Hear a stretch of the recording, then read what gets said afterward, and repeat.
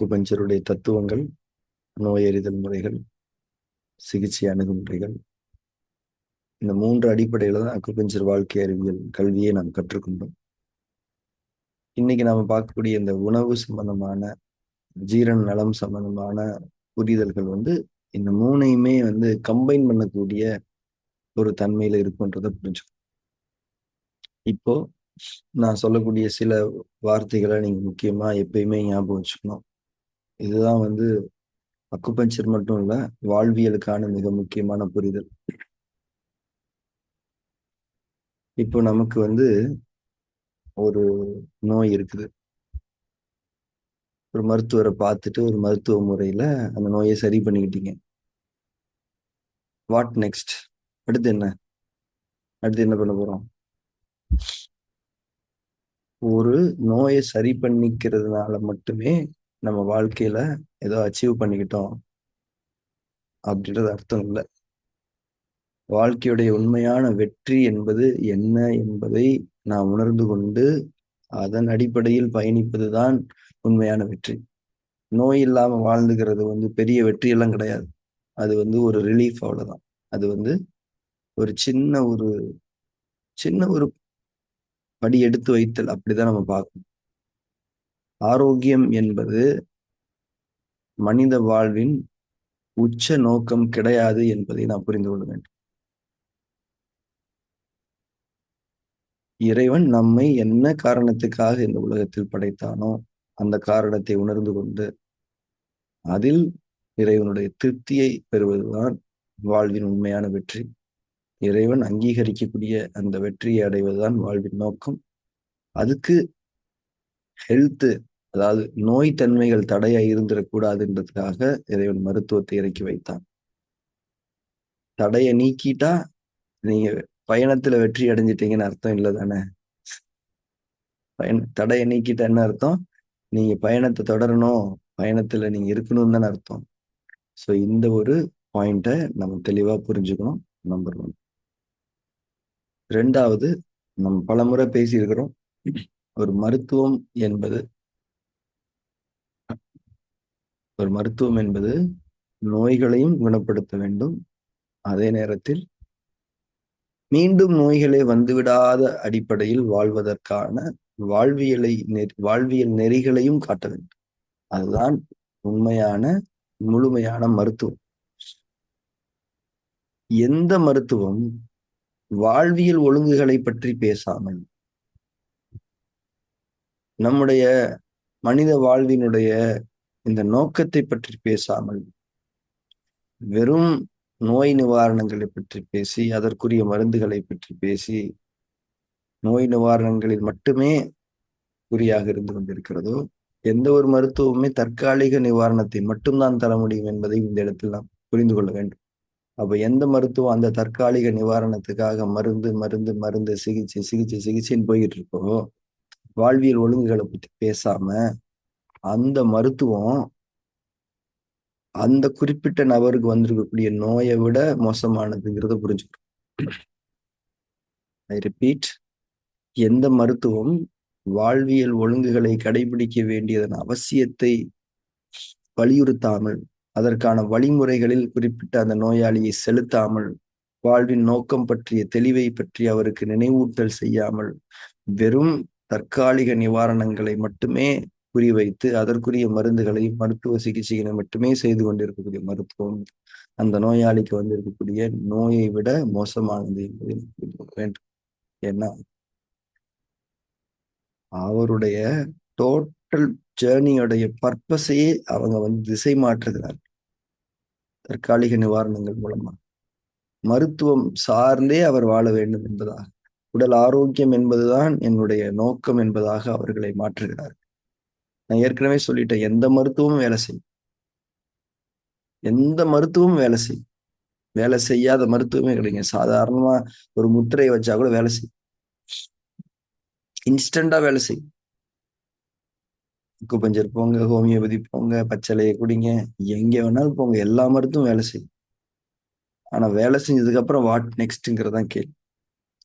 அந்த வாட் நெக்ஸ்ட்ங்கிறதுக்கான விளக்கத்தை எந்த மருத்துவம் கொடுக்குதோ அந்த மருத்துவம் தான் முழுமையான மருத்துவம். அந்த மருத்துவம் வந்து அந்த மருத்துவமா இருக்கிறதுக்கான தகுதி அக்குபஞ்சருக்கு இருக்கு. வேற எந்த மருத்துவத்துக்கும் அந்த தகுதி இருக்கான்னு எனக்கு தெரியல. ஏன் அக்குபஞ்சருக்கு இருக்குன்னு சொல்றேன்னா, இந்த சிலபஸ் அந்த மாதிரிதான் இருக்கு. அக்குபஞ்சருடைய சிலபஸ் வந்து வெறும் நோய் நிவாரணத்தை பத்தி மட்டுமே பேசல. நோய் நிவாரணங்களை கடந்தும் நாம எப்படி இந்த ஆரோக்கியத்தில் நிலை பெற்றுக் கொள்வது, அந்த ஆரோக்கியத்தை வைத்து நம்முடைய பயணங்களை எப்படி அமைத்துக் கொள்வது என்பதை பற்றியும் பேசுகிறது. மனதின் ஆரோக்கியத்தை பற்றி பேசுகிறது. அக்குபஞ்சரை தவிர வேற எந்த மருத்துவத்திலையும் கேரக்டர்ஸுக்கும் நோய்க்கு உள்ள தொடர்பை பத்தி இன்டீடைல் எந்த மருத்துவம் எனக்கு தெரிஞ்சு பேசல. கவலை நில மூலகத்தை பாதிக்கும்னு சொல்றோம். துக்கம் காற்று மூலகத்தை பாதிக்கும். பயம் சிறுநீரகத்தை பாதிக்கும். கோபம் கல்லீரலை பாதிக்கும். பெருமையும் பொறாமையும் நெருப்பு மூலகத்தை பாதிக்கும். இதோட நிறுத்தல. அதை எப்படி நீக்கிக் கொள்வது என்பதற்கான வழிமுறைகளையும் அக்குபஞ்சர் மருத்துவம் கொண்டதாக இருக்குது. அதனாலதான் நான் சொல்றேன். இப்ப எந்த ஒரு அலோபதி மருத்துவரும் கேரக்டர் பத்தி பேசுறாங்களா? பேசல.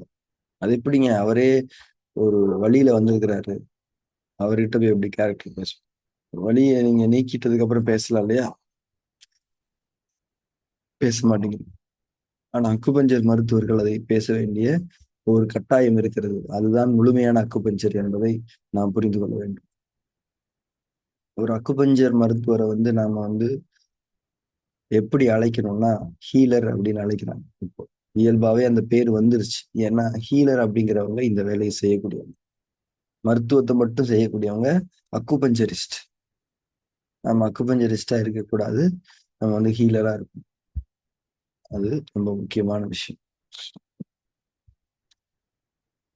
இப்போ நம்ம வாழ்க்கையினுடைய நோக்கம் தான் முக்கியம். அதுதான் இறுதி வெற்றி. அதை தெரிந்து கொண்டு அதில் பயணிப்பதுதான் இறுதி வெற்றி என்பதை நாம் புரிந்து கொண்டோம். மருத்துவம் மட்டும் நோக்கம் அல்ல, ஆரோக்கியம் மட்டும் நம்முடைய உச்ச நோக்கம் அல்ல. இப்போ அந்த வாழ்க்கையோட அந்த பயணத்துக்கு நாம் பேச வேண்டிய விஷயங்கள் வந்து மனசுதான். அந்த மனசு நல்லா இருக்கணும்னா உங்களை படைச்சவனை பத்தி நீங்க திங்க் பண்ண ஆரம்பிக்கணும். படைப்பாளனை பற்றி நீங்கள் சிந்திக்க வேண்டும். யார் இதனை படைத்தது? இவ்வளவு ஒழுங்காக இந்த பிரபஞ்சம் இயங்கிக் கொண்டிருக்கிறது. அதுவும் பூமியை மையமாக வைத்து பூமியை வாழ்விப்பதற்காகத்தான் அத்தனை. வேற எங்கேயுமே உயிரினங்கள் இல்லை. தேடிக்கிட்டே இருங்க, கிடைக்காது. இங்கதான் பூமியைத்தான் இறைவன் மனிதர்களுக்கு உயிரினங்களுக்கு வாழ்விடமாக அமைத்திருக்கின்றான். அதுதான் முடிவெளி தத்துவத்துல ஃபர்ஸ்டே படிச்சோம். உயிர் மனம் உடல் ஆகிய அம்சங்களை தன்னுடைய படைப்பு அம்சங்களாக கொண்டு ஒரு குறிப்பிட்ட கால தவணைக்கு உட்பட்டு இந்த பிரபஞ்ச விதிகளுக்கு உட்பட்டு இந்த பூமியிலே வாழக்கூடிய உயிரினமாக இருக்கின்றான். யாரு? மனிதன். அக்குபஞ்சருடைய தத்துவம் எங்க இருந்து தொடங்குது பாருங்களேன், பூமியில. அப்போ இந்த பூமியை தவிர எங்கும் இல்லை படைப்பாளன். படைப்பாளனை பற்றி நாம் சிந்திக்க வேண்டும். எந்த மருத்துவர் படைப்பாளனை பற்றியும் படைப்பாளனை நோக்கி திரும்பிக் கொள்ளுங்கள், அங்குதான் மன ஆரோக்கியத்தினுடைய தொடக்கம் அமைகிறது என்பதை பற்றி எந்த மருத்துவர் பேசுகிறாரோ அந்த மருத்துவரை நீங்கள் உங்களுடைய வழிகாட்டியாக அமைத்துக் கொள்ளுங்கள். வேறு எந்த மருத்துவரும் வேண்டாம், அவர்கள் உங்கள் நோய்களை விட மோசமானவர். இது இந்த இந்த கூற்றினுடைய வீரியம் சற்று கடினமாக இருக்கலாம், ஆனால் சத்தியத்தை உரைப்பதில் எந்த தயக்கமும் யாருக்கும் இருக்கக்கூடாது என்பதால் இதை நான் சொல்லுகிறேன்.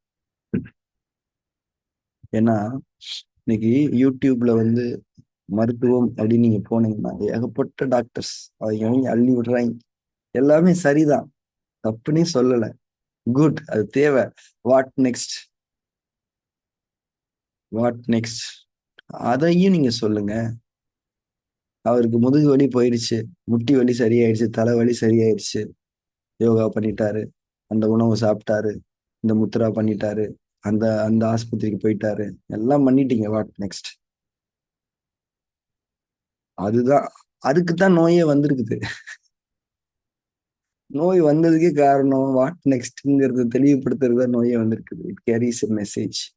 நீங்க அந்த மெசேஜை மட்டும் டெலீட் பண்ணிட்டு அந்த மெசேஜ் என்ன நோக்கத்துக்காக அதை மறந்துட்டு அந்த கொண்டு வந்தவனை போட்டு தள்ளுறது அப்படிங்கிறது வந்து சரியான போக்கு அல்ல என்பதை நாம் உணர்ந்து கொள்ள வேண்டும். இதுதான் அல்டிமேட் மெசேஜ். எந்த ஒரு காலத்திலையும் இதை நம்ம மறந்துடக்கூடாது. ஆரோக்கியமா வெறும் ஆரோக்கியமா இருக்கிறது அப்படிங்கிறது வந்து மனசை கொண்டு இல்லாம சாத்தியமே கிடையாது. அதுதான் உண்மையான ஆரோக்கியம். அதனால வந்து நம்ம இந்த ஒரு விஷயத்த மைண்ட்ல வச்சுக்கிறோம். இன்னைக்கு அந்த அடிப்படையில உணவுகள் பத்தி பேசுவோம்.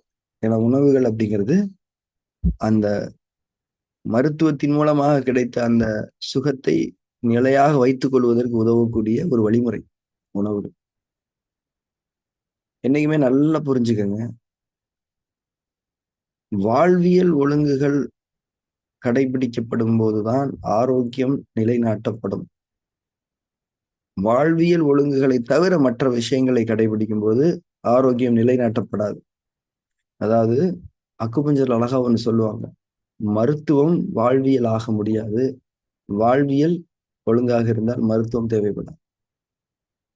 அதாவது மருத்துவம் வாழ்வியலாக முடியாதுன்னு நான் என்ன அடிப்படையில சொல்றேன்னா, இப்ப நீங்க வந்து ஒருத்தர்கிட்ட போறீங்க, ஒரு மருத்துவம் உங்களுக்கு பண்ணிட்டாரு, உங்களுக்கு அதை சொல்லி கொடுத்துட்டாரு. இப்ப SP5 சார், இனிமேல் வந்து நீங்க இந்த மாதிரி பிரச்சனை வரும்போது SP5 போட்டுருங்கன்னு சொல்லி கொடுத்துட்டாரு. இப்ப நீங்க SP5 கத்துக்கிட்டீங்க இல்லையா, இது மருத்துவம். இது நிச்சயமா உங்க வாழ்வியல் ஆக முடியாது. அந்த பிரச்சனை வரும்போது நீங்க போட்டுக்கிட்டு சரி பண்ணிக்கங்க. எது தெரியுமா வாழ்வியல்? சாப்பிடும்போது பசிச்சா மட்டும் சாப்பிடுங்க, பொறுமையா மென்னு சாப்பிடுங்க அப்படின்னு சொல்லக்கூடிய அந்த ஒரு பாயிண்ட் இருக்குல்ல, அதுதான் வாழ்வியல். அப்போ SP5ங்கிற மருத்துவம் அவங்களை காப்பாத்தாது. சாப்பிடும்போது பசிச்சு பொறுமையா மென்னு சாப்பிடுங்கன்ற இந்த வாழ்வியல் இருக்கு இல்லையா, இது உங்களை காப்பாற்றும். நீங்க கடைபிடிக்க வேண்டியது இந்த வாழ்வியலை தானே தவிர இந்த மருத்துவத்தை கிடையாது. இனிமேல் இந்த புள்ளியை நம்ம தொடவே கூடாதுடா, அந்த அளவுக்கு நம்ம வாழ்ந்துடணும் அப்படின்ற அந்த வாழ்க்கையை நம்ம வாழணும். புரியுதா? மருத்துவம் வேற, வாழ்வியல் வேற. ஆகா, நமக்கு ஒரு நல்ல மருத்துவம் கிடைச்சிருச்சுப்பா, இந்த பாயிண்ட நம்ம எப்பெல்லாம் தலைவலி வருதோ இந்த பாயிண்ட போட்டு ஜாலியா இருக்கலாம் அப்படின்னு நினைச்சிடாதீங்க. தலைவலியே வராம இருக்கிறதுக்கு என்னன்றதை நம்ம கத்துக்கிறது தான் உண்மையான மருத்துவ படிப்பு. அதுக்கு நம்ம மனசை பத்தி படிக்கணும், படைப்பாளனை பத்தி படிக்கணும். சோ இந்த ஒரு தன்மை தான் அடிப்படை.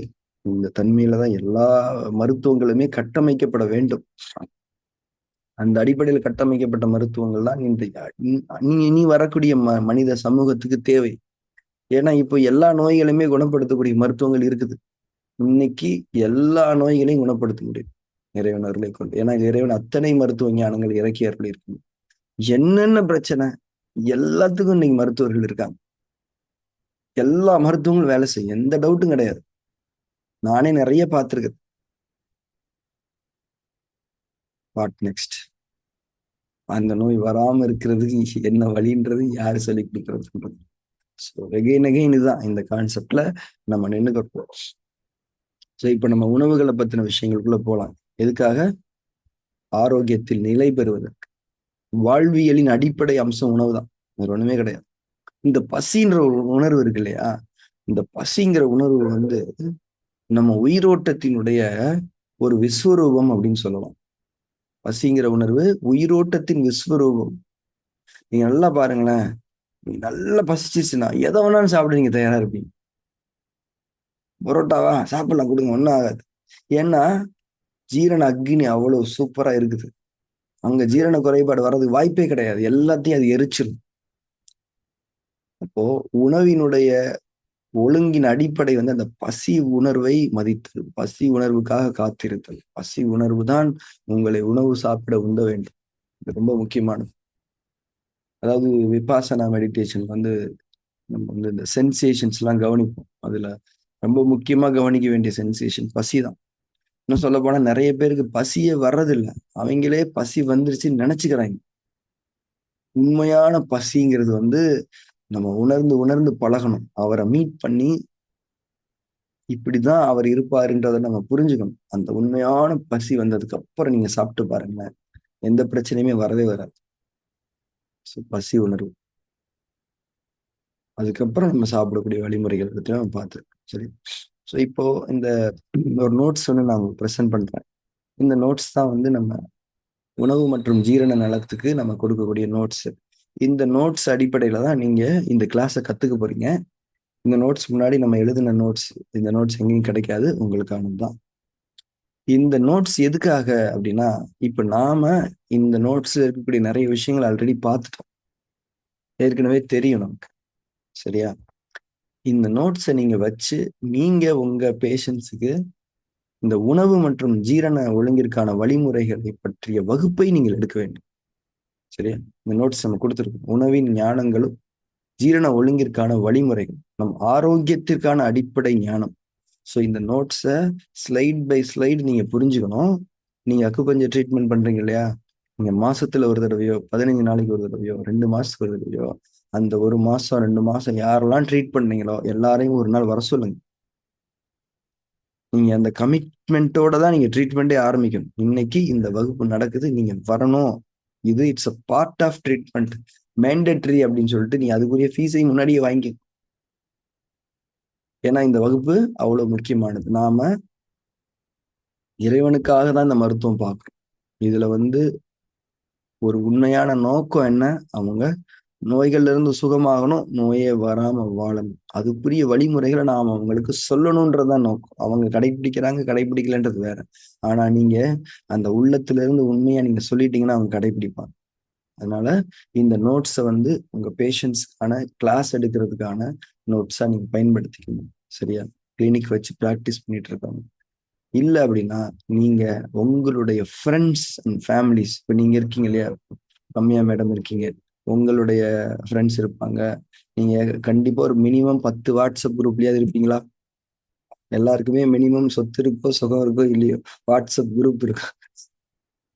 சரியா?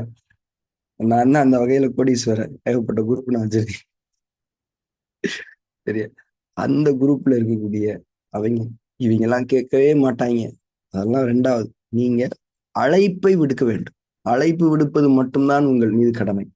இந்த மாதிரி ஜீரண நலம், உணவின் ஞானங்களையும் ஜீரண நலத்திற்கான ஒரு கான்செப்ட் பத்தி நான் ஒரு 1 hour 2 hours நான் உங்களுக்கு சில விஷயங்களை பகிர்ந்துக்க போறேன்னு சொல்லி அழைப்பு விடுங்கள். இதை அவர்களுக்கு சொல்லுங்கள். அனைவரும் சொல்லலாம். நீங்க என்ன ஒரு ப்ரொஃபஷன்ல இருந்துக்குங்க, இந்த இந்த ஒரு கற்றலை பகிர்ந்து கொள்வதற்கான வாய்ப்புகள் நம்ம ஒவ்வொருவருக்கும் உண்டு. இது ஒரு புண்ணியம். இதை நீங்க ஒவ்வொருவரும் செய்ய வேண்டும். இந்த நோட்ஸ் அப்படியே பிரசன்ட் பண்ணுங்க போ. சரி? ஸோ உணவின் ஞானங்களும் ஜீரண ஒழுங்கிற்கான வழிமுறைகள். இப்போ நம்ம சிம்பிளா ஏற்கனவே புரிஞ்சுக்கிட்டதுதான் அக உயிர் சக்திகள்லாம் என்ன, புற உயிர் சக்திகள்லாம் என்னன்னு நமக்கு தெரியும்.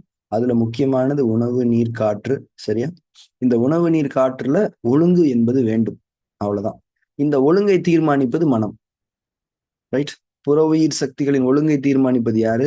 மனம் தானே. அப்போ இந்த உணவின் ஞானங்களும் ஜீரண ஒழுங்கிற்கான வழிமுறைகளும் என்ற வகுப்பு மனதிற்கானது. மனதிற்கு புரிதல்களை தரக்கூடிய வகுப்பு. மனதிற்கு புரிதல்களை தந்தால்தான் இந்த புற உயிர் சக்திகளில் ஒழுங்கு ஏற்பட முடியும். சரியா? இப்போ ஏற்கனவே நம்ம அதை மென்ஷன் பண்ணியிருக்கோம். எவ்ரி பாயிண்ட் நான் இங்க மென்ஷன் பண்ணியிருக்கிறேன். நம் தான் புற உயிர் சக்திகளை தீர்மானிக்கிறது. உணவுகளை பற்றிய ஞானம் யாருக்கு தேவை? மனதிற்கு தேவை. இந்த வகுப்பு மனதிற்கான வகுப்பு. சரி, அடுத்து ஜீரணம்னா என்ன அப்படிங்கறத நாம ரொம்ப சிம்பிளா, இப்போ இந்த கிளாஸை நான் என்ன தீம்ல சொல்றேன்னா, நாம எப்படி மத்தவங்களுக்கு சொல்லித்தரணும்ன்ற தீம்ல சொல்றேன். ஏன்னா இதுல இருக்கக்கூடிய கண்டென்ட்டை நாம எப்படி கடைபிடிக்கணும்ன்றதை பத்தி நம்ம ஆல்ரெடி பேசிட்டோம். ஸோ இந்த செமினாருடைய தீமே நாம எப்படி டீச் பண்றது, how to take a seminar on digestive வெல்னஸ்ங்கிறத பத்தின ஒரு கிளாஸா நீங்க கன்சிடர் பண்ணிக்கோங்க. சரியா? அஃப்கோர்ஸ் உங்களுக்கான வழிமுறையாகவும் நீங்க அதை புரிஞ்சுக்கணும். ரைட்? இப்போ மக்களுக்கு நம்ம ஜீரணம்னா என்னங்கிறத புரிய வைக்கணுமா இல்லையா? அதுக்கு ஒரு வழிமுறை என்னன்னா, இந்த ஒரு பிக்சர். இப்போ வெளியில மரம் இருக்குது. அந்த மரத்தோட உட்டை தான் நம்ம வீட்டுக்கான ஃபர்னிச்சரா செஞ்சுக்கிறோம். ஒரு மரம் ஃபர்னிச்சரா மாறுறதுக்கு இடையில ஒரு ப்ராசஸ் இருக்கு இல்லையா? அந்த ப்ராசஸ் தான் நம்ம ஜீரணம் அப்படிங்கிற கணக்குல சொல்ல போறோம். சரியா? ஸோ வுட் கிரேவிங் சொல்லுவாங்களா இல்லையா? கார்விங், தச்சு வேலை. தச்சு வேலைங்கிறது என்ன?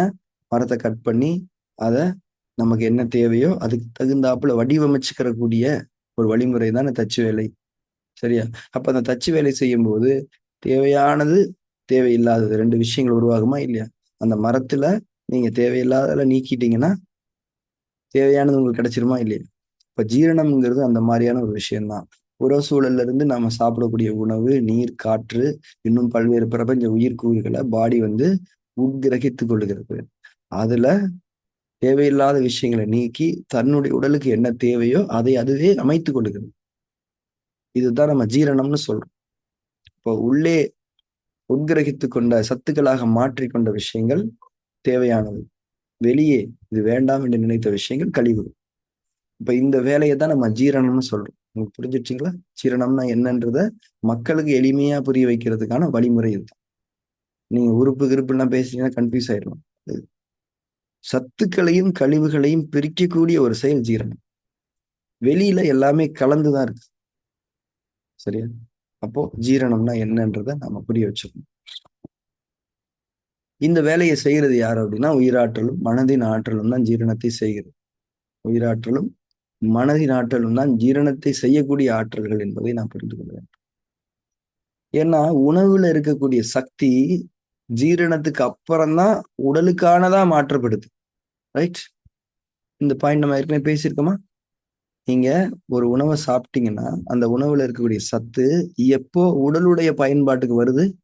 After digestion. எடுத்தோடனே வர்றதில்லை. சரிங்களா? அதுல சுவை சக்தி மட்டும்தான் வரும், உடனே வரும். அந்த சுவை சக்தியை அப்ளை பண்றதுக்கான எனர்ஜியும் மைண்டு கொடுக்கறது தான். மைண்ட்ல இருந்து வரக்கூடிய உயிராற்றல். சரியா? அப்போ ஜீரணம் என்ற நிகழ்வு அக உயிர் சக்திகளால் நிகழ்த்தப்படுகிறது என்பதை நாம் புரிந்து கொள்ளுங்கள். அக உயிர் சக்தியில முக்கியமானது மனம். அதனாலதான் சாப்பிடும்போது இருக்க வேண்டிய மனநிலைங்கிறது ரொம்ப முக்கியம். இன்னைக்கு நம்ம சமூகத்துல உணவுகள் மேல தீவிரமான ஃபோக்கஸ் இருக்குது. இதை சாப்பிடணும், அதை சாப்பிடக்கூடாது, அதுல இந்த சத்து இருக்குது, இதுல இந்த சத்து இருக்குது, இது இப்படி பண்ணி சாப்பிடுங்க, அப்படி பண்ணி சாப்பிடுங்க, எல்லாமே இருக்குது. ஆனா சாப்பிடும்போது என்ன மாதிரியான மனநிலை இருக்கணுங்கிறத பத்தின விஷயம் குறைவா இருக்குது. அதுதான் இங்க முக்கியம். ஏன்னா அக்குபஞ்சர் மருத்துவத்துடைய கொள்கை என்ன சொல்லுது? நீங்கள் என்ன சாப்பிடுகிறீர்கள் என்பது முக்கியம் இல்லை, அதை எப்படி சாப்பிடுகிறீர்கள் என்பதுதான் முக்கியம். அதாவது உண்ணும் உணவில் நோய் இல்லை, உண்ணும் முறையில்தான் நோய் உள்ளது என்று அக்குபஞ்சர் மருத்துவம் சொல்லுகிறது. அப்ப உண்ணும் முறை என்பது என்ன? இட் இன்க்ளூட்ஸ் நீங்க எப்படி எடுத்து சாப்பிட்றீங்க அப்படின்றத தாண்டி மனசு. ஏன்னா மனசு தானே அதை எப்படி எடுத்து சாப்பிட்றீங்கன்றத தீர்மானிக்குது. மனசுல பதட்டம் இருக்கும்போது நீங்க அப்படி ஸ்லோவா எடுத்து சாப்பிட்டாலும் ஒன்றும் ஆகாது. அது நடிப்பாயிருமா இல்லையா? மனசுல அமைதி இருந்தா இயல்பாவே நீங்க பொறுமையா தானே சாப்பிடுறீங்க. அகசூழல்ல நடிப்புக்கெல்லாம் இடம் கிடையாது. அகசூழல் என்பது நேர்மையின் உலகம். மனசு அமைதியா இருந்தா மட்டும்தான் உறவியல் சக்திகளின் ஒழுங்கு பேணப்படும், ஜீரணம் ஒழுங்கா நடக்கும். இதுதான் நாம புரிய வைக்கணும். அதனால என்ன சொல்லணும்? சாப்பிடும்போது நம்ம விபாசனா இறைவழி தியான வகுப்போட சொல்லியிருக்கிறோம், நீங்க ஒரு நாள் ஃபுல்லா 1000 வேலையை செஞ்சுக்கிட்டு இருங்க. ஒவ்வொருத்தருக்கும் ஒவ்வொரு விதமான வேலைகள் இருக்குது. சாப்பிடும்போது நீங்க இறை உணர்வுக்கு வந்து ஆகணும். வேற வழியே இல்லை. ஏன்னா அது உங்களுக்கான ரீசெட்டிங் பாயிண்ட். நீங்க உணர்ச்சிகள் இருக்கிறீங்க உலக வாழ்க்கையில, பொருள் தேடல்ல, குடும்பத்தை பராமரிக்கிறதுல, உங்க சொந்தக்காரங்களோட பழகுறதுல, உணர்ச்சிகள்ல தான் இருக்கிறீங்க. அப்பப்போ உணர்வுக்கு வந்துட்டு உங்களை நிலைப்படுத்திக்கங்க. அதுக்கு உணவு என்பது உதவ முடியும். அதனால ஃபுட்டு முன்னாடி உட்காந்துட்டீங்களா, ஒரு நிமிஷம் நீங்க சும்மா அப்படியே உட்காருங்க. கண்ணை மூடி உட்காருங்க, கண்ணை திறந்து உணவை பாருங்க. அந்த உணவை மட்டும் கொஞ்சம் அந்த ஒரு நிமிஷம் சிந்திச்சு பாருங்களேன். இந்த உணவு எங்கிருந்து வந்துச்சு? இந்த இந்த அரிசி எப்படி வந்துச்சு? மழை பெஞ்சு வந்துச்சு. மழை பெய்யலன்னு இந்த அரிசி வந்திருக்குமா? வந்திருக்காது. இந்த காய் வந்திருக்குமா? இந்த மீட் வந்திருக்குமா? இந்த இது வந்திருக்குமா? இதெல்லாம் வந்திருக்காது. இதுக்கு பின்னாடி எவ்வளவு ஞானங்கள் இருக்கு அப்படின்னு நம்ம பார்க்கணும். எவ்வளவு ஞானங்கள் இருக்குது பின்னாடி. அப்போ உணவளிப்பவன் இந்த உணவை நமக்காக அளித்திருக்கின்றான். அவ்வளவு இருக்கு. எல்லாருக்கும் இந்த உணவு கிடைச்சிருதா? இல்ல, உங்களுக்கு கிடைச்சிருக்கு. உங்க தட்டுல இருக்கக்கூடிய உணவுக்கு பின்னால் இறைவனுடைய மன்னிப்பையும் கருணையையும் அவனுடைய படைப்பின் வல்லமையையும் அவன் உங்களை கவனித்து வாழ்வித்து கொண்டிருப்பதையும் நீங்கள் உணர வேண்டும். இதுதான் உணர்வு. உணர்வுக்கு வர்றது அப்படிங்கிறது கஷ்டம் கிடையாது. நீங்க இறைவனை நினைச்சிட்டாலே அது உணர்வு தான். இறைவனை நினைக்கிறத விட பெரிய உணர்வுங்கிறதே இல்லை. அதனால நாம வாழ்க்கையில பகல் முழுக்க நமக்கு நிறைய வேலைகள் இருக்கின்றன. உணவு முன்னாடி உட்கார்ந்து இருக்கிறது ஒரு விதமான தொழுகை. இது ஒரு தொழுகை. உங்களை எதெல்லாம் உணர்வுபடுத்துகிறதோ அது எல்லாம் ஒரு வகையில் தொழுகை தான். தொழுகை என்பது உங்களை உணர்வுபடுத்த வேண்டும். உங்களை உணர்வுபடுத்தாத தொழுகையே அல்ல. பிரேயரே அல்ல, பிரார்த்தனையே அல்ல, உணர்வுபடுத்த வேண்டும். உணவு முன்னாடி ஒரு நிமிஷம் உட்காருங்க. லிட்ரலி ஒரு நிமிஷம் உட்கார்ந்தா கூட போதும். இந்த உணவை பற்றிய உணர்வை மேற்கொள்ளுங்கள். இறைவனை பற்றி சிந்தித்துக் கொள்ளுங்கள். அவ்வளவுதான். இந்த ஒரு உணர்வு அந்த உணவை சரியா சாப்பிடக்கூடிய மனநிலைய உறுதியா உண்மையா உருவாக்கிடும். ஒவ்வொரு டைம் இதை பிராக்டிஸ் பண்ணும். இதுதான் ஜீரண நலத்திற்கான அடிப்படை. ஏன்னா இன்னைக்கு உலகத்துல இருக்கக்கூடிய அத்தாட்சிகளை நீங்க பாருங்க. ரொம்ப ஹைஜீனிக்கா சாப்பிட்றவங்க எல்லாம் ஆரோக்கியமா இருக்கிறது இல்லையே. ஆரோக்கியமா இருக்கணுமா இல்லையா? அவங்க தான் நிறைய மாத்திரை சாப்பிட்டுக்கிட்டு இருக்காங்க. சாதாரணமா நீங்க சாப்பிடுங்க. அந்த உணர்வு தான் முக்கியம். என்ன வேணா சாப்பிட்டு இந்த உணவின் மீதான பொறுப்பை நீங்கள் இறைவனிடம் கொடுத்து விடு. இது உன்னுடைய பொறுப்பு. என்னுடைய அறிவை கொண்டு நான் எனக்கான உணவை அமைத்துக் கொள்ள முடியாது. இதுல இவ்வளவு கால்சியம் இருக்குது, இவ்வளவு மினரல் இருக்குது, இவ்வளவு புரோட்டீன் இருக்குது. இன்னைக்கு அப்படிதான் சாப்பிட்டுக்கிட்டு இருக்காங்க. இதுல எவ்வளவு புரோட்டீன் இருக்குது, இவ்வளவு ஃபேட் இருக்குது, எவ்வளவு அது இருக்குது, இவ்வளவு உணர்வு இருக்கா உணவு மேல? அதுதான் இங்க உயிரோட்டத்தை தரக்கூடிய விஷயம். உயிரோட்டத்தை கொண்டுதான் ஜீரணமே நடக்குது. அதுல என்னவும் இருந்துட்டு போகுது. அது உங்க உடம்புக்கு நன்மையா அமையணுமா? அதுல அவ்வளவு புரோட்டீன் இருக்கணுமா? நன்மை தான் நமக்கு வேணும். நன்மையை தவிர எதுவுமே நமக்கு தேவை. நன்மைகளை உணர்வுகளை கொண்டு அல்லாமல் அடைந்து கொள்ள முடியாது என்பதை நம்ம. அதனால நீங்க இந்த டைஜஸ்டிவ் வெல்னஸ் செமினார் எடுக்கும்போது உண்ணக்கூடிய முறையில் கவனம் செலுத்த வேண்டும். மனம் எப்படி இருக்க வேண்டும் என்பதில் தான் அதிகமாக அவர்களுக்கு வழிகாட்டுதல்களை கொடுக்க வேண்டும். எப்படிங்க சில பேர் கேட்பாங்க, சார் நீங்க சொல்ற மாதிரி எங்களால சொல்ல முடியாது. இங்க இது எப்படி தெரியுமா புரிஞ்சுக்கணும்? நீங்க இந்த கான்செப்டை உணர்வா உள் வாங்கிக்கிட்டீங்கன்னா அந்த ஸ்பாட்ல உங்களுக்கு அல்டிமேட் பிரசன்டேஷன் வரும். நீங்க எதுவுமே நான் ப்ரிப்பேர் பண்ணிலாம் பேசல. இதை உள் வாங்கிக்கிறது தான் விஷயம். இதுல இருக்கக்கூடிய சத்தியத்தை நீங்க எக்ஸ்ட்ராக்ட் பண்ணிக்கிட்டீங்கன்னா அங்க நீங்க பேசுறதுக்கு எந்த தடை இருக்கா? இறைவன் எல்லா முடிச்சுகளையும் அவிழ்த்து விட்டு விடுவார். பேசுவது என்பது திறமையின் அடிப்படையில் அல்ல, உணர்வின் அடிப்படையில். உணர்வின் அடிப்படையில் பேசக்கூடிய பேச்சுக்கள் தான் இனி தேவை. அறிவின் அடிப்படையில், திறமையின் அடிப்படையில் பேசக்கூடிய பேச்சுக்கள் காதுகளுக்கு இறைச்சல் என்பதை நாம் புரிந்து கொள்ளணும். அது தேவையே கிடையாது. எல்லாரும் அதான் பேசிட்டு இருக்கு. தேவை உணர்வு என்பது முக்கியம். அதனால நீங்க இத வலியுறுத்த வேண்டும். சரியா? இதுல இருந்துதான் தொடங்கணும். இதுவே எல்லாத்தையும் முடிச்சு விட்டுரும். ஜீரணம் நல்லா முடிஞ்சிருச்சு. அதுக்கப்புறம் எல்லாமே அறிவின் அடிப்படையிலான விஷயங்கள்.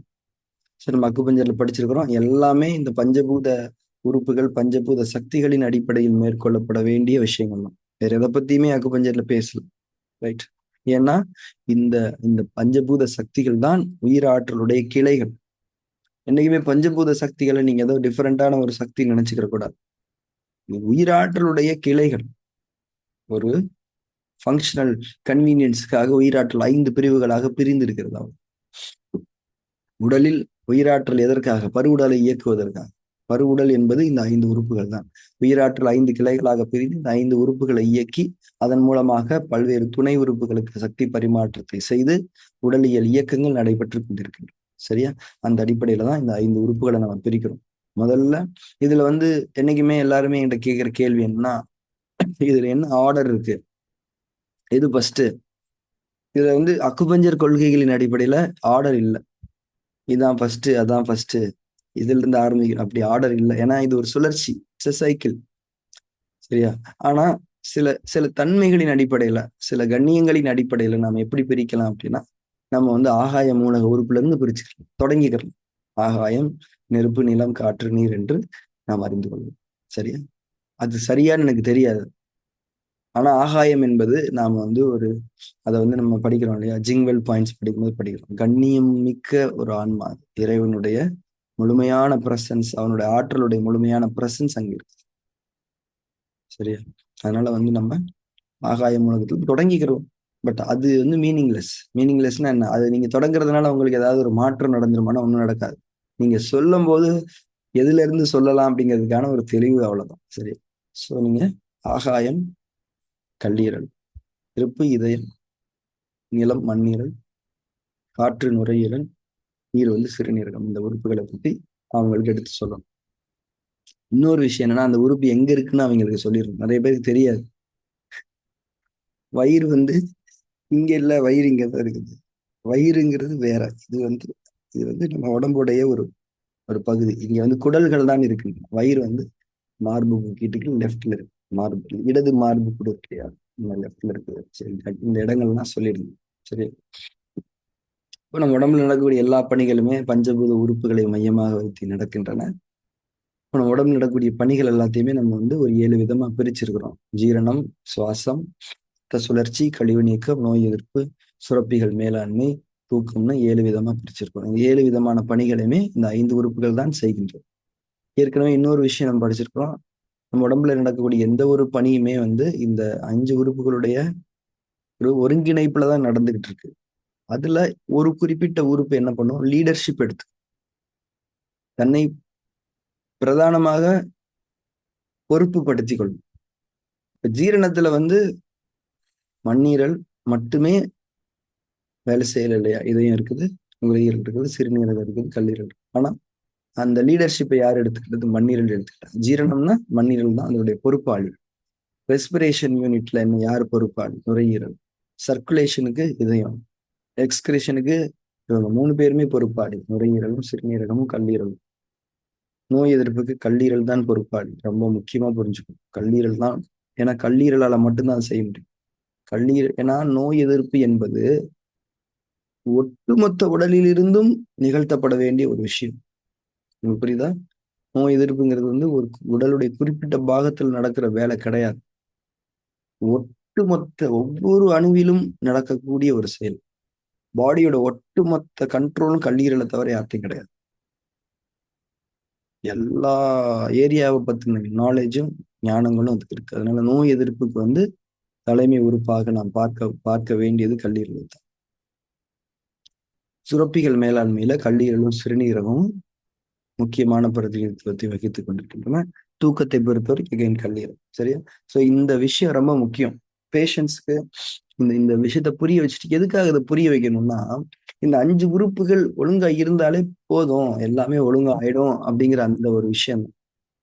அதை வந்து அவங்களுக்கு நீங்க தேவைப்பட்டா புரிய வைக்கணும். சரி, அடுத்து ஜீரணம் எப்படி நடக்குது, எந்தெந்த உறுப்புகளுடைய துணையை கொண்டு ஜீரணம் நடக்குதுன்னா, எல்லா உறுப்புகளுமே அதுல பிரதானமா மண்ணீரலுக்கு துணையாக இருக்கக்கூடிய உறுப்புகள்னு பாத்தீங்கன்னா வயிறு, கணையம், இதயம், நுரையீரல், சிறுநீரகம், கல்லீரல், பித்தப்பை, இந்த உறுப்புகள் எல்லாமே ஜீரண செயல்முறையில ஒரு இம்பார்ட்டன்ட் கான்ட்ரிபியூஷன்ஸ், பங்களிப்புகளை, உறுதுணைகளை செய்து கொண்டிருக்கின்றன என்பதை நாம் புரிந்து கொள்வோம்.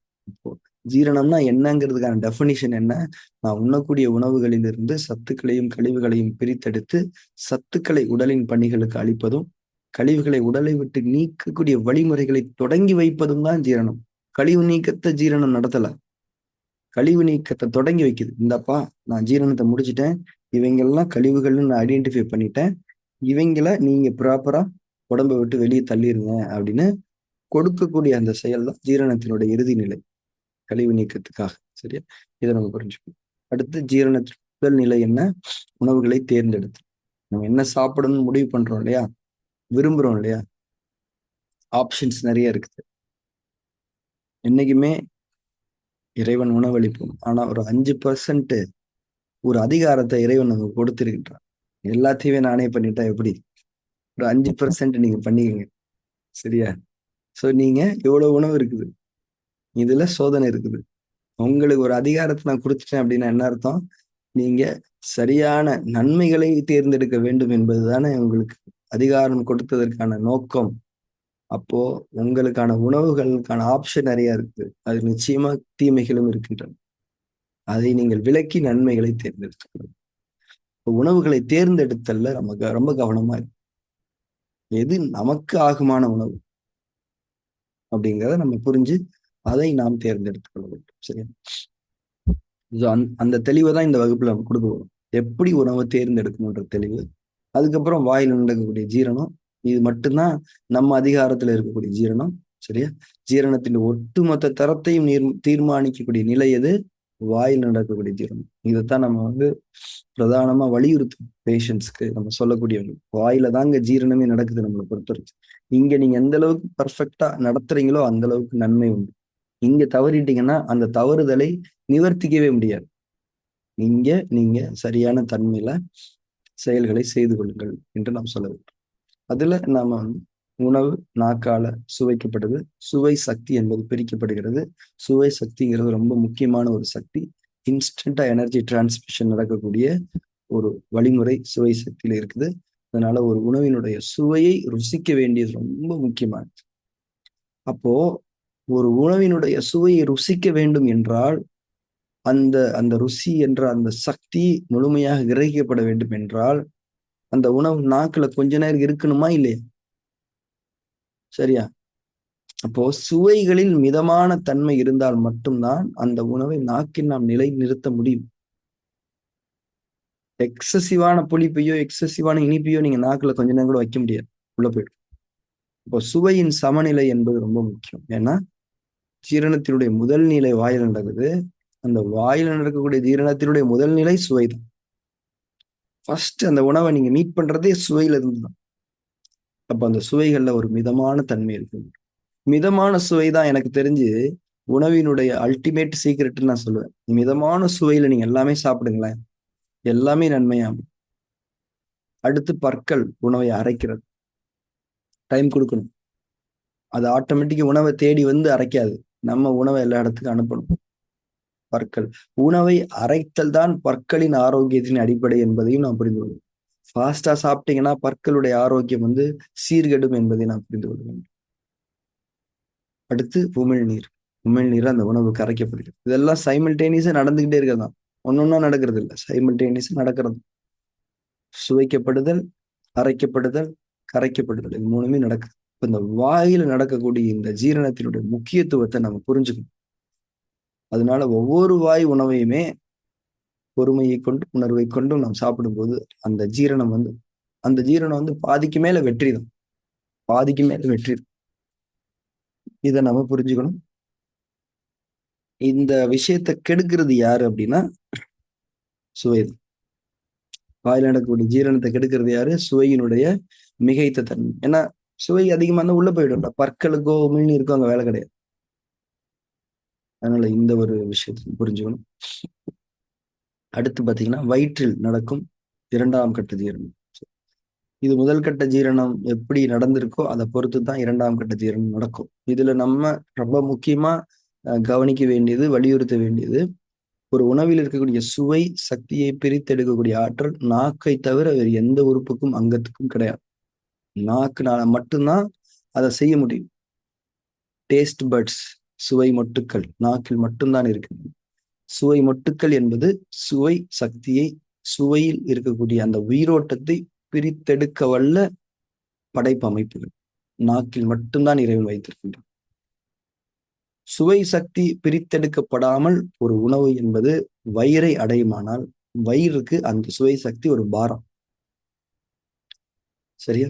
அந்த பாரம் வயிறு அப்செட் பண்ணிடும். இங்கதான் ஜீரண குறைபாடு தொடங்குது. ஜீரண குறைபாடு எங்க இருந்து தொடங்குது? சுவை சக்திகள் நேரடியாக வயிற்றை அடையும் போது வயிறு அடையக்கூடிய அந்த ஒவ்வாமைதான் அஜீரணத்தினுடைய தொடக்கம். The first impact of indigestion. அது காரணமா இருந்தது யாரு? நாக்குங்க. உடனே நாக்கு மேல பழியப்பட்டு நாக்கு ஏதோ வேற ஊர்ல இருந்து வந்து நம்ம தான். சரியா? அது பொதுவா சொல்லுவாங்க, அதாவது வந்து எல்லாமே வாய் தான் பிரச்சனைன்னு சொல்லுவாங்க. அது பேசுறது அடிப்படையில புரிஞ்சுக்கிட்டாலும் சரி, சாப்பிடுறது அடிப்படையில புரிஞ்சுக்கிட்டாலும். சில பேர் சொல்லுவாங்க வாயில தான் உனக்கு சனியே இருக்கு, வாயை கட்டுப்படுத்து அப்படின்னு சொல்லுவாங்க. இது இது பேச்சின் அடிப்படையிலும் புரிந்து கொள்ளலாம், சாப்பாட்டின் அடிப்படையிலும் புரியும். நாக்கு தான், அதாவது நம்ம மனசுதான், இன்னும் சொல்ல போனா நம்ம மனசுல இருக்கக்கூடிய ஒரு அவசரம், பொறுமை இல்லாத அந்த தன்மை தான் அஜீரணத்தை தொடங்கி வைக்குது அப்படிங்கிறத புரிஞ்சுக்கணும். சரிங்களா? ஏன்னா நாம ஒரு எக்ஸசிவான டேஸ்ட் இருக்கக்கூடிய உணவை கூட பொறுமையா மென்னு சாப்பிட்டுட்டோம் அப்படின்னா அது பெரிய பாதிப்புகளை ஏற்படுத்தாது. இன்னொன்னு என்னன்னா, அந்த உணவை உங்களால சாப்பிடவே முடியாது. இது ரொம்ப சுவை அதிகமா இருக்குது, இது வேண்டான்னு நீங்க அதை நிராகரித்து விடுவீங்க. அந்த அளவுக்கு அந்த பொறுமை நம்மை பாதுகாக்கும். இந்த பொறுமை அப்படிங்கிற ஒரு விஷயம் இருக்கு இல்லையா, இது வந்து ஒரு உணர்வு, அழகான ஒரு உணர்வு. அந்த இறை உணர்வுகளை கொண்டு அந்த பொறுமை வரும். இந்த சாப்பாட்டு முன்னாடி இந்த ஒரு நிமிஷம் உட்கார சொன்னா இல்லையா, இந்த பொறுமைன்ற விஷயம் மனசுல ஏற்பட்டுருச்சுன்னா ஹார்மோன்களுடைய சுரப்பு, முக்கியமா ஜீரணத்துல இன்வால்வ் ஆகக்கூடிய ஹார்மோன்களுடைய சுரப்புல வந்து ஒரு அல்டிமேட் ஒழுங்கு ஏற்பட்டு அந்த ஒழுங்கு எல்லாத்தையுமே பர்ஃபெக்டா பண்ணி கொடுத்துரும். அப்போ பொறுமை அப்படிங்கிறது தான் இங்க முக்கியம். அந்த பொறுமை இருந்துச்சுன்னா இந்த வயிறு அப்செட் ஆகவே ஆகாது.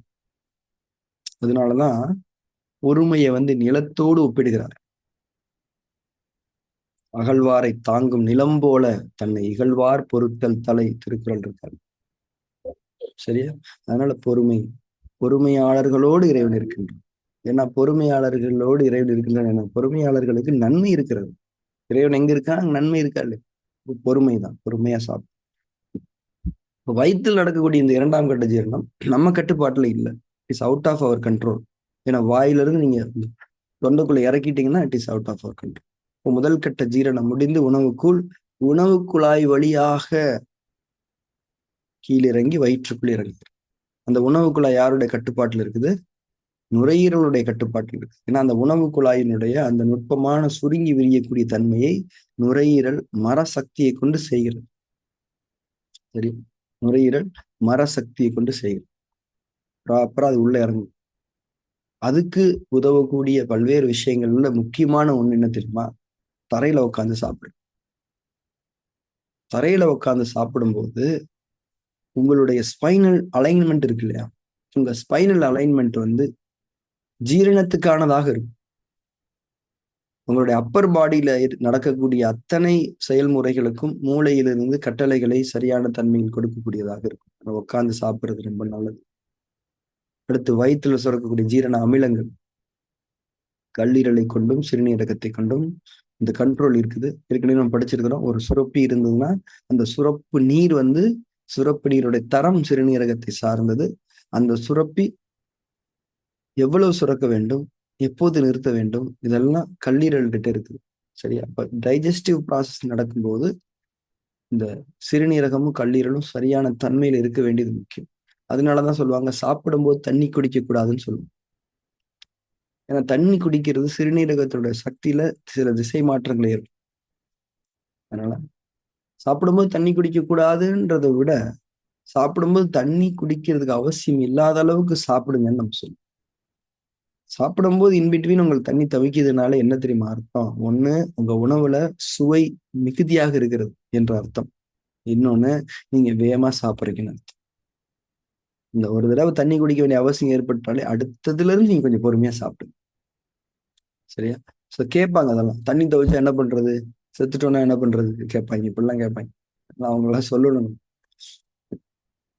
இன்னொன்னு என்னன்னா, இந்த அப்பிடைட் தர்ஸ்ட் இது ரெண்டுமே மாறி மாறி வந்துகிட்டே இருக்கும். உங்களுக்கு வந்து உதாரணத்துக்கு ஒரு மணிக்கு உங்களுக்கு பசிக்குதுன்னு வச்சுக்கோங்களேன், ஒரு 12:30க்கு உங்களுக்கு தர்ஸ்ட் இருக்கும். நீங்க அந்த தர்ஸ்ட்டை ஃபுல்ஃபில் பண்ணணும். நீங்க அந்த 12:30க்கு தர்ஸ்ட்டை ஃபுல்ஃபில் பண்ணாம அப்பிடைட்டுக்கு போயிட்டீங்கன்னா சாப்பிடும்போது கண்டிப்பா தண்ணி தவிக்க வேண்டிய ஒரு தண்ணி தேவைப்படக்கூடிய ஒரு தன்மை உருவாயிடும். அதனால இந்த தர்ஸ்ட் என்னைக்குமே நம்ம தாகத்தை வந்து ரொம்ப கவனமா உணர்ந்துடணும். ஏன்னா தாகங்கிறது வந்து ஒரு ஹஸ்கி வாய்ஸ் மாதிரி அப்படியே மெதுவாதான் கேட்கும். தரலைன்னா அது ரொம்ப சென்சிட்டிவ். தரலைன்னா போயிடும். சிறுநீரகத்துக்கிட்ட போகும் நேரம். இந்த குழந்தைங்கன்னா நீ அவர்கிட்ட போய் கேட்டு வாப்பா அப்படின்னு சொல்லுவோம். அவங்க போய் சரியா கேட்க மாட்டாங்க, நிற்பாங்க, பயந்துக்கிட்டு திருப்பி வந்துடுவாங்க. அவர் தரவே மாட்டேங்கிறார் அப்படின்னு. அந்த மாதிரிதான் இந்த தாகம் வந்து லைட்டா வரும், கேட்கும். நீங்க கொடுக்கலன்னா நேரா சிறுநீரகத்துக்கிட்ட போய் அதோட ரிசர்வ்டு எனர்ஜில இருந்து எடுத்து பயன்படுத்திட்டு போயிட்டே இருக்கும். அதை நம்ம அனுமதிக்கப்படாது. அதனால தர்ஸ்ட்டை கரெக்டா நம்ம புரிஞ்சுக்கணும்னா ஆல்மோஸ்ட் எதுக்காக சொல்றேன்னா, இந்த சாப்பிடும்போது தண்ணி குடிக்க வேண்டிய ஒரு தேவை வந்து பெருசா எழாம இருக்கணும்னா இதை நம்ம பார்த்துக்கணும். சரி, அடுத்து வெப்ப ஆற்றல்.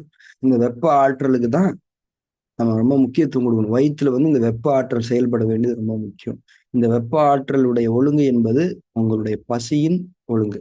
பசிச்சு சாப்பிட்டுட்டீங்கனாலே டைஜஸ்டிவ் ஃபயர் வந்து ப்ராப்பரா வெளிப்பட்டு, சரிங்களா, டைஜஸ்டிவ். ஏன்னா இதுல வந்து நம்ம ரொம்ப ரொம்ப கவனமா ஃபாலோ பண்ண வேண்டிய ஒரு விஷயம் என்னன்னா, தலையில உட்காந்து சாப்பிடுறது. நான் ஏற்கனவே இப்ப கூட நம்ம மறைமலர்ல போட்டிருக்கோமான்னு தெரியல, ஏன் உட்காந்துக்கிட்டே சாப்பிடணும், ஒரு வீடியோ கூட போட்டிருக்கோம். ஏன் உட்காந்துக்கிட்டே தண்ணி குடிக்கணும், ஏன் உட்காந்துக்கிட்டே சாப்பிடணுங்கிறத பத்தி ஒரு விளக்கம். இப்ப நம்ம நிற்கும் போது நம்ம சிறுநீரகத்தினுடைய சக்தி கால்களுக்கு போகணுமா இல்லையா? சிறுநீரகத்தினுடைய சக்தியை கொண்டுதானே கால்கள் இயங்குகிறது. கால்கள் தானே உடலை தாங்குகிறது. உடலை தாங்குவதற்கு சிறுநீரகத்தின் புறத்திலிருந்து கால்களுக்கு சக்தி வழங்கப்பட வேண்டும் தானே. நீங்க சாப்பிட்டுக்கிட்டு இருக்கும்போது நின்னுக்கிட்டு சாப்பிட்டீங்கன்னா சிறுநீரகம் டைஜஸ்டிவ் ப்ராசஸுக்கு முழுமையான சக்தி பங்களிப்பை தர முடியாது. இது ரொம்ப முக்கியமான பாயிண்ட். ஏன் டைஜஸ்டிவ் ப்ராசஸ்ல சிறுநீரகத்தினுடைய பங்களிப்பு இருக்கணும்? அந்த அமிலங்களை சுரக்கிறதுக்கா? இல்ல. ஜீரண அக்னி வெளிப்படுத்தப்படும் போது அங்க நீருடைய பிரசன்ஸ் இருக்கணும். அப்பதான் ஜீரண அக்னியினுடைய பாய்ச்சல்ல ஒரு ஒழுங்கு இருக்கும். சரியா? ஒரு காவலாளி இருக்கணும் அங்க. அந்த காவலாளி இல்லைன்னா அங்க அத்துமீறல்கள், வரம்பு மீறல்கள் ஜீரண அக்னியை கொண்டு ஏற்பட்டு விடும். அதனாலதான் உட்கார்ந்து சாப்பிடணும், உட்கார்ந்து தண்ணி குடிக்கணும். இன்னைக்குமே உங்க குழந்தைங்கள நீங்க சேர்ல கூட உட்காந்துக்கலாம். ஆனா அந்த காலை தொங்க போட்டு சாப்பிடக்கூடிய பழக்கத்தை நீங்க என்கரேஜ் பண்ணவே பண்ணாதீங்க. Not even for a single meal. ஒருவேளை உணவுக்கு கூட அதை நீங்க அனுமதிக்க வேண்டாம். ஏன்னா ஒருவேளை உணவுல இருந்து கூட உங்களுக்கு ஜீரணம் குறைபாடு தொடங்கலாம். அது அத்தனை வேளை உணவுகளையும் பாழ்படுத்தி விடலாம். அதனால நீங்க தரையில உட்கார்ந்து சாப்பிடுறதுதான் நல்லது. இதுதான் இறைவன் இட்ட கட்டளை. ஏன்னா நம்ம அமைப்பு அப்படித்தானே இருக்குது. அப்ப அதுதானே கட்டளையா இருக்க முடியும். இதெல்லாம் நம்ம புரிஞ்சுக்கணும். சிம்பிளான விஷயம். அதுதான் நம்ம ஏற்கனவே சொன்ன மாதிரி ஒண்ணும் உணவில் நோய் இல்லை, ஒண்ணும் முறையில் நோய் இல்லை. இதுவும் ஒண்ணும் முறைதான். தரையில உட்காருங்க. ஃபர்ஸ்ட் தரையில உட்காரு. சமணம் போட்டு உட்காரு. இது ரொம்ப முக்கியம். இந்த வெப்ப ஆற்றலை நம்ம ஒழுங்குபடுத்துறதுக்கு தரையில உட்கார்ந்து சாப்பிடுறது முக்கியம். அப்போ இந்த உணவுக்குள் வாயில முதல் கட்ட ஜீரணம் முடிச்சு 2வது கட்ட ஜீரணம் வயிற்றுக்குள்ள நடந்துச்சு. அவ்வளவு. நல்லா பாத்தீங்கன்னா நாம ஜீரணத்துல நேரடியா தலையிடல. 2ஆம் கட்ட ஜீரணத்துல இருந்து அந்த ஜீரணம் நல்லா நடக்கிறதுக்கான சூழல்கள் எல்லாம் உருவாக்கி தரும். அவ்வளவுதான். இப்ப 2ஆம் கட்ட ஜீரணத்துல நீங்க எப்படி சூழலை உருவாக்கலாம்? தரையில உட்காந்து சாப்பிடுறது மூலமா உருவாக்கலான்றதை புரிஞ்சுக்கோங்க. ரைட். அடுத்து 3ஆம் கட்ட ஜீரணம் நடக்குது, சிறுகுடல் நடக்குது. இங்கதான் சத்துக்களும் கழிவுகளும் பிரிக்கப்படுது நம்ம படிச்சிருக்கோம். இங்கதான் இந்த கணையம் சுரக்கக்கூடிய கணைய நீர் இன்சுலின் உள்ள கலக்குது. பித்தப்பையில கல்லீரல்ல சுரக்கப்பட்டு பித்தப்பையில சேமிக்கப்பட்டிருக்கக்கூடிய பித்த நீர் இங்கேதான் சேர்ந்து பித்தப்பையில இருந்து இந்த சிறுகுடலுக்குள்ள பாய்ச்சப்படுது. பித்த நீர் அமிலங்களை, கொழுப்புகளை ஜீரணிப்பதற்கும், இந்த கணைய நீர் சர்க்கரையினுடைய தரத்தை உறுதிப்படுத்துவது சேருகிறது என்பதை நாம் படித்திருக்கின்றோம். சரியா? சிறுகுடல் நடக்கக்கூடிய ஜீரணம் கம்ப்ளீட்டா வயிற்றுல நடந்த ஜீரணத்தை சார்ந்து. சிறுகுடல்ல போய் நீங்க ஒண்ணுமே செய்ய முடியாது. சிறுகுடல் நடக்கக்கூடிய இந்த ஜீரணத்தை நீங்க ஒண்ணுமே பண்ண முடியாது. ஆனா ஒன்னே ஒண்ணு பண்ணலாம். என்னன்னா, சாப்பிட்டு முடிச்சுட்டு ஒரு 20 நிமிஷம் எந்த வேலையும் செய்யாம அப்படியே உட்கார்ந்து மெடிடேஷன் பண்ணுங்க. இது சிறுகுடல்ல நடக்கக்கூடிய ஜீரணத்துக்கு ஓரளவுக்கு ஹெல்ப் பண்ணக்கூடிய ஒரு விஷயம்.